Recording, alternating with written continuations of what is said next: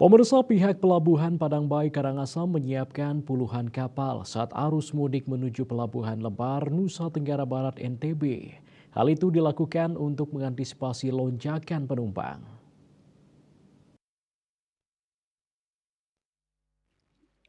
Manajer ASDP Padangbayi Agusman Minggu 31 Maret mengungkapkan jumlah ini disesuaikan dengan kondisi di lapangan. Bila situasinya normal, trip tetap sama yaitu 13 per hari. Namun jika ada lonjakan akan ditambah menjadi 18 trip. Dan jika sampai membludak akan ditambah lagi menjadi 24 trip yang artinya seluruh kapal akan dioperasikan.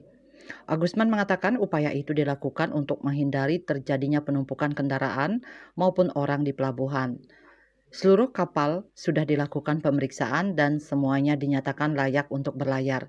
Sedangkan untuk dermaga yang ada di Pelabuhan Padangbayi, keduanya juga siap dioperasikan.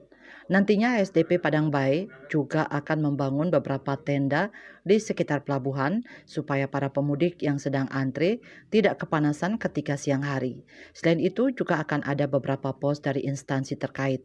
Dia menjelaskan pihaknya memprediksi jumlah penumpang mengalami kenaikan sebesar 15% dari tahun sebelumnya. Hal itu tidak lepas dari mulai menggeliatnya sektor perekonomian di Bali.